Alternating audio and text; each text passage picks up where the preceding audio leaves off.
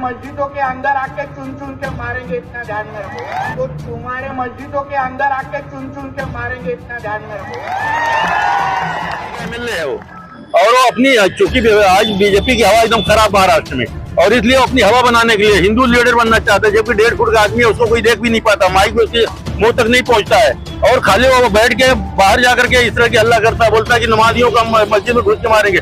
उसकी हिम्मत क्या, उसके बाप की हिम्मत नहीं, उसकी सरकार की भी हिम्मत नहीं कि मस्जिद में घुस करके करे। एक बार तो घुस करके तो बताओ मस्जिद में, अगर कायदे से आएगा, प्यार मोहब्बत से आएगा तो प्यार मिलेगा, अगर इस तरह से असर जाए तो वापस जाएगा भी नहीं। इसको देखिए मोइन भाई, जैसा संस्कार रहेगा, उसका संस्कार जैसा दुनिया जानती है। उसका बाप क्या कर रहा था, मुर्गी चोरी कर रहा था, उसका बाप क्या वहां जा करके वो कौन सा थिएटर था उसमें सबसे पहले टिकट बिल करता था। ठीक है, बाला साहब ठाकरे का उसको आशीर्वाद मिला, वो चीफ मिनिस्टर तक बन गया, लेकिन संस्कार तो वही रहा। इसलिए इस तरह की बात कोई भी अच्छा आदमी नहीं करेगा जिस तरह की नीतीश राणे ने किया है। और पूरे मुसलमान, पूरी मुस्लिम कम्युनिटी जो है आज उसके अंदर बहुत एकदम से उनके दिल में जो है बहुत गुस्सा है उनके प्रति, और आने वाले इलेक्शन इनको उससे पूरा उनको जो है सबक सिखाएंगे, काम करेंगे। मंडल भाई, आज आप अपनी टीम के साथ मुंगरा पुलिस स्टेशन आए थे, और यहाँ आने के बाद आपने यहाँ की जो सीनियर है अनिल सिंह साहब उनसे मुलाकात की, अब निवेदन भी दिया है, तो क्या मामला है, क्या बताना चाहोगे आप? मोइन भाई, जैसे कि आज आप देख ही रहे हैं, सारी दुनिया देख रही है कि आजकल जो माहौल महाराष्ट्र में माहौल बिगाड़ने की कोशिश की जा रही है, उसके अलावा सबसे हट करके इससे पहले जो है वो रामगिरी ने हमारे प्रॉफेट मोहम्मद सल्लल्लाहु अलैहि वसल्लम की शान में गुस्ताखी किया। उसके बाद उसी को मैटर को लेकर के वो 1.5 फुट का एक आदमी है, जबकि आमदार है, वो अपना एक संवैधानिक पद पे होते हुए भी उसने इस तरह का अभी 1 तारीख को उसने अपना वक्तव्य दिया है, जो कि बड़ा निंदनीय, जितनी निंदा की जाए कम है। वो क्या नाम है उसका? नीतीश राणे, जो नारायण राणे का बेटा है। मैं तो बोल बीजेपी का MLA है वो, और वो अपनी चूंकि आज बीजेपी की हवा एकदम खराब महाराष्ट्र में, और इसलिए वो अपनी हवा बनाने के लिए हिंदू लीडर बनना चाहता है, जबकि 1.5 फुट का आदमी है, उसको कोई देख भी नहीं पाता, माइक में उसके मुंह तक नहीं पहुंचता है, और खाली वो बैठ के बाहर जाकर के इस तरह की हल्ला करता है, बोलता है कि नमाजियों का मस्जिद में घुस के मारेंगे। उसकी हिम्मत क्या, उसके बाप की हिम्मत नहीं, उसकी सरकार की भी हिम्मत नहीं कि मस्जिद में घुस करके करे। एक बार तो घुस करके तो बताओ मस्जिद में, अगर कायदे से आएगा, प्यार मोहब्बत से आएगा तो प्यार मिलेगा, अगर इस तरह से असर जाए तो वापस जाएगा भी नहीं। और मैं तो बोलता हूँ खाली उसका एक बोल वचन है, बाकी उसके अंदर कुछ नहीं है। और ये है कि जिसको देखिए मोइन भाई, जैसा संस्कार रहेगा, उसका संस्कार जैसा दुनिया जानती है। उसका बाप क्या कर रहा था, मुर्गी चोरी कर रहा था, उसका बाप क्या वहां जा करके वो कौन सा थिएटर था उसमें सबसे पहले टिकट बिल करता था। ठीक है, बाला साहब ठाकरे का उसको आशीर्वाद मिला, वो चीफ मिनिस्टर तक बन गया, लेकिन संस्कार तो वही रहा। इसलिए इस तरह की बात कोई भी अच्छा आदमी नहीं करेगा जिस तरह की नीतीश राणे ने किया है। और पूरे मुसलमान, पूरी मुस्लिम कम्युनिटी जो है आज उसके अंदर बहुत एकदम से उनके दिल में जो है बहुत गुस्सा है उनके प्रति, और आने वाले इलेक्शन इनको उससे पूरा उनको जो है सबक सिखाएंगे, काम करेंगे। नीतीश राणे के खिलाफ पुलिस स्टेशन में FIR दर्ज हो चुकी है, और भी अलग अलग शहरों में उसके खिलाफ FIR दर्ज हुई है। FIR तो दर्ज हो जाती है, लेकिन ऐसे दोषियों के खिलाफ कार्रवाई नहीं होती, उन्हें गिरफ्तार नहीं किया जाता है, तो क्या कहना चाहोगे इसमें आप? देखिए, एक पुलिस स्टेशन में एक मैटर को लेके एक ही मरतबा FIR होती है, बाकी हम उसी FIR के लेकर के हमने उसमें मेंशन किया है कि FIR आपकी प्राथमिक दर्ज हुई है। कार्रवाई इसलिए नहीं आ रही है कि मैं कहना चाहूंगा देवेंद्र फडणवीस जो होम मिनिस्टर है और यहाँ के डिप्टी चीफ मिनिस्टर है, उनको कहीं ना कहीं उनका सहकार मिल रहा है, उनका कहीं ना कहीं उनको सपोर्ट मिल रहा है। ये तो पूरी तरह से सरकार फेलियर है ना, पूरी तरह सरकार फेलियर। सरकार की जिम्मेदारी है किस तरह से भाई, अगर एक मुस्लिम अगर इस तरह की बात कर दिया होता तो आज पूरा तंत्र उस पर लग गया होता, लेकिन आज 3 दिन हो गया है अभी तक उसके खिलाफ। जबकि मैं आज देखा मैंने पेपर में संजय राउत ने भी उसके खिलाफ बहुत बोला है, उसके नाना पटोले कांग्रेस के जो अध्यक्ष उन्होंने भी बोला है। यहाँ तक कि आज मैं कहीं देख रहा था कि वो इसका बीजेपी का जो है हाजी अरफात, उसने बड़े कड़े शब्दों में जो है उसका जवाब दिया है नीतीश राणे का। और मैं आज उसको देख करके मुझे ये लग रहा है कि यहाँ की सरकार जो है, यहाँ जो शिंदे के लोग मानने वाले हैं, अजीत पवार के लोग मानने वाले हैं, इनकी हिम्मत नहीं पड़ी, जबकि बीजेपी का कार्यकर्ता हो गया। मैं उनका सपोर्टर नहीं हूँ हाजी अरफात का, लेकिन आज जो उन्होंने वक्तव्य दिया उस वक्तव्य पे मेरे दिल खुश हो गया, और मैं बोला कि बहुत अच्छा काम किया। आज मैं उसको दिल से मेरी दुआएं उसके लिए निकलती है जिस तरह से उन्होंने वक्तव्य दिया। और मेरा कहना है कि भाई देखिए, किसी पार्टी में कोई आदमी रहे, देखो एक मुसलमान होने के नाते आप सल्लल्लाहु अलैहि वसल्लम के शान के खिलाफ कोई भी एक हुर्फ भी सुनने को कोई मुसलमान सुन के बर्दाश्त नहीं कर सकता, अपनी जान भले दे देगा, लेकिन आप सल्लल्लाहु अलैहि वसल्लम के शान में कोई भी एक हरफ उनके खिलाफ सुनने को कोई मुसलमान सुन ही नहीं सकता। अगर सुना या उस पर अमल किया तो मुसलमान ही नहीं हो सकता। और मंडन में क्या कहना चाहोगे, 3 महीने के बाद महाराष्ट्र विधानसभा के चुनाव सामने आ रहे हैं, क्या लगता है विधानसभा चुनाव में इसका कितना असर पड़ेगा? देखिए, विधानसभा में पूरी तरह से हार रहे हैं। जितने अपने पोल आ रहे हैं अभी तक के, वो सब में सब ये फेल हो रहे हैं। इसीलिए ये इस तरह की हवा बना रहे हैं कि हिंदू मुस्लिम दंगा हो जाए। लेकिन आज हिंदू भी 80% हिंदू जो है, सेकुलर हिंदू है, वो भी दंगा नहीं चाहते। वो भी जानते हैं कि राजनीति कर रहे हैं, इनके पीछे नहीं जाने का। इसलिए ये पूरी तरह से हार रहे हैं और बौखला गए हैं। और बौखलाहट के उसमें जो है ये सारी एक काम जो हो रहा है बौखलाहट में हो रहा है।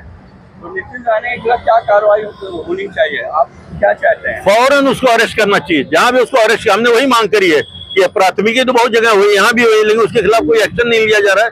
जल्द से जल्द उसके खिलाफ एक्शन लिया जाए, उसको जेल के सलाखे के भीतर अंदर भेजा जाए।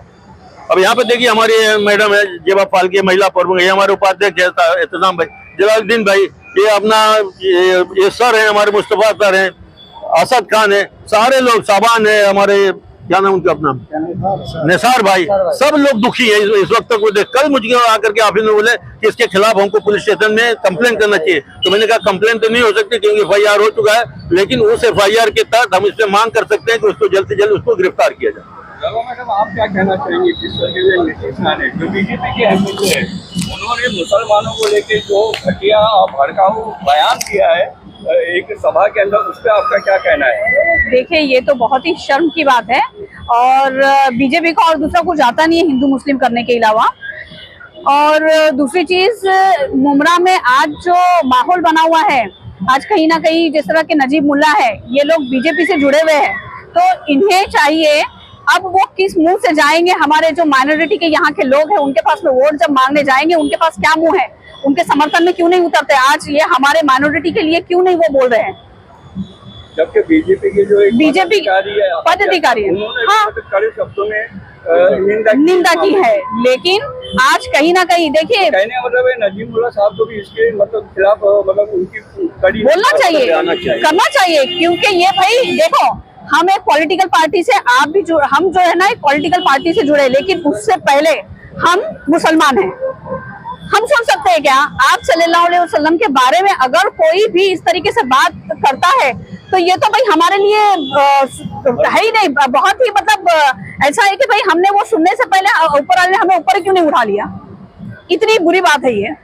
जिन्होंने मतलब नबी की शान में गुस्ताखी की है, गिरिराज महाराज, उनका तो यहाँ की जो CM है एकनाथ शिंदे साहब, वो तो उनका समर्थन करते हैं। तो जब राज्य का देखो, इलेक्शन के खिलाफ कार्रवाई कैसे होगी? देखिए, इलेक्शन का वक्त है, इसके खिलाफ कार्रवाई मुझे तो नहीं लगता होंगी, क्योंकि अगर होनी होती तो अब रामगिरी के, देखो कहीं ना कहीं इन्होंने रामगिरी को, आज शिवाजी महाराज का स्टैचू गिरा, क्यों नहीं? जबकि शिवाजी महाराज की वैल्यू महाराष्ट्र में क्या है? लेकिन ये लोगों ने वो कहाँ से आते हैं? वो खुद भी तो उधर कोकण पट्टे से ही है ना, तो क्यों नहीं उनके खिलाफ बोले? आज इन्होंने शिवाजी महाराज को भी महागिरी के सामने नीचे कर दिया। मतलब इनको आज देखा जाए तो शिवाजी महाराज की जो है ना वैल्यू महाराष्ट्र में बहुत बड़ी है, इन्होंने वो ना करते हुए रामगिरी को उनसे ऊपर उठा दिया है। और जब मतलब आखिरी सवाल के, रामगिरी महाराज हो गए, नीतीश राणे हो गए, इनके खिलाफ FIR तो कई FIR हो चुकी है, लेकिन अभी तक ठोस इनको पर कानूनी कार्रवाई नहीं हुई है, गिरफ्तारी ने भी। तो मतलब आप क्या चाहती हैं और क्या सरकार से मांग करेंगे? हमारी सरकार से मांग तो यही है कि भाई उन्हें जल्द से जल्द गिरफ्तार किया जाए, ताकि इस तरह की हरकत और कोई ना करे। नहीं तो ये जो है वो इलेक्शन तक हर कोई ना कोई फिर इसी तरह करते रहेगा, हिंदू मुस्लिम हिंदू मुस्लिम। एहतसाम भाई, आप क्या कहना चाहेंगे जिस तरीके से बीजेपी के MLA नीतीश राणे ने मुसलमानों के खिलाफ एक भड़काऊ मतलब बयान दिया है जनसभा में, तो उसके ऊपर आप क्या प्रतिक्रिया है? आज उसको लेकर आप लोग पुलिस स्टेशन भी आए थे, यहाँ पे सीनियर साहब को निवेदन भी दिया है, तो क्या मांग की थी आपने निवेदन में? देखिए, जो है इनको तो जो है इस तरह जो है जो सेंट्रल गवर्नमेंट है, इनको लगा दी काम पे जो है ये सब बोले और इस तरह का माहौल खराब करें, जिसकी वजह से आपस में ना इत्तेफाकी हो जाए और कहीं दंगा वगैरह हो जाए, जिसका इनको फायदा मतलब पहुंचा है, इलेक्शन में पहुंचे।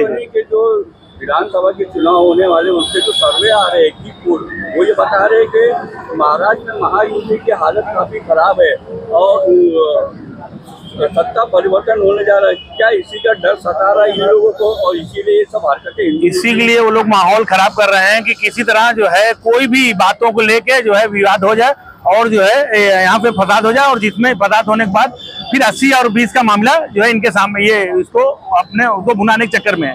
आप क्या मांग करते हैं? क्या हमारी ये मांग है कि उनको जो है सख्त मतलब अरेस्ट किया जाए, उनके ऊपर सख्त कानून लगाया जाए, अच्छे मुकदमे लगाए जाए, क्योंकि काफी दिन ये जेल में रहे ताकि इनका होश ठिकाने आ जाए इनको।